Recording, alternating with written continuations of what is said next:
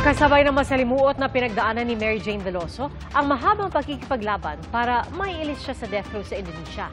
At ngayon pauuwi na siya sa Pilipinas, ang hiling ng kanyang pamilya, tuluyang paglaya ni Mary Jane. Saksi si Ivan Mayrina. Trabaho ang hangad ni Mary Jane Veloso ng mga ibang bansa noong April 2010. Pero lingid daw sa kanyang kaalaman ang pinabitbit umano sa kanyang maleta ng recruiter pa Indonesia. May laman palang mahigit 2 kilong heroin. Nadiskubre mga ito pagdating niya sa Yogyakarta Airport. 6 na buwan matapos yan, hinatulang guilty sa kasong drug trafficking si Veloso at sinintensyahan ng kamatayan. Kami po ay natatakot. Nagbuhat nung nakulong po yung anak ko dahil yung nag-recruit sa kanya, tinatakot po kami. International na syndicate daw po sila. Baka raw kami isa-isain o yung anak namin napapatayin nila sa Indonesia. Pagkatapos sa mahigit 1 dekada sa death row, makakauwi na sa Pilipinas si Mary Jane. Ito na po ang pinakamasaya sa buhay namin, buong pamilya. Lalo-lalo na po yung mga anak niya. There must be a reason for the president to be this confident. If you mean may written agreement, wala pa yung sagot.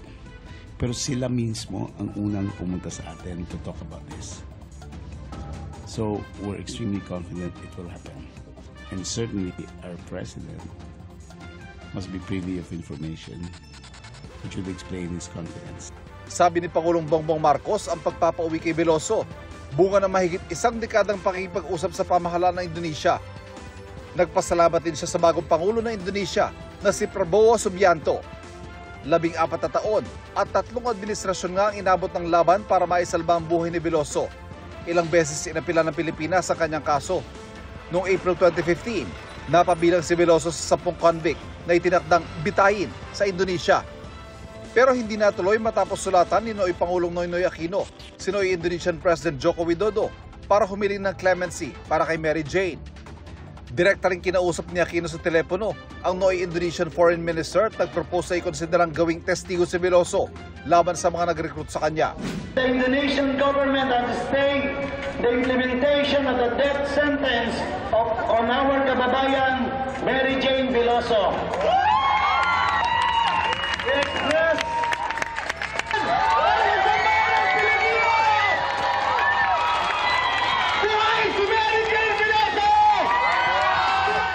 Kasunod na rin yan ng pagsuko sa pulisya ng recruiter ni Veloso na si Cristina Sergio na nahaharap sa qualified trafficking persons, illegal recruitment at estafa.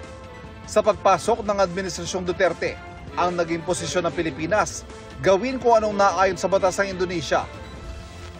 He said, follow your own laws. I will not interfere. Pinayagan naman ng Indonesia na makapagbigay ng testimonya si Veloso laban kay Sergio at isa pa niyang recruiter na si Julius Lacanilao.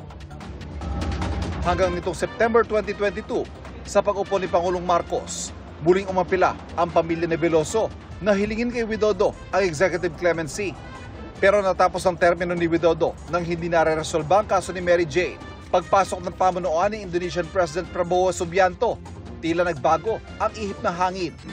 Ay kay Indonesian Chief Minister for Law and Human Rights, Yusril Iza Mahendra, ang pagpapauwi kay Veloso ay sa ilalim ng bagong polisiya ng Indonesia na transfer of prisoners.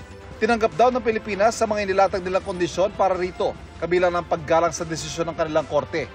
Kaya pag-uwi sa Pilipinas si Mary Jane, hindi sa tirahan sa Nueva Ecija ang kanyang diretsyo, kundi sa piitan, natutukuyin pa ng pamahalaan.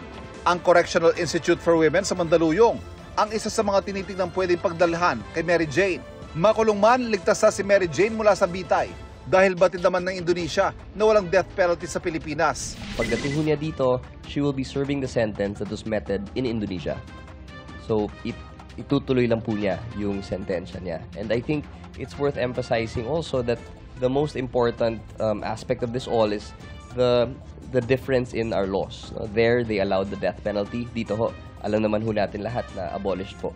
So, wala ho tayong death sentence dito.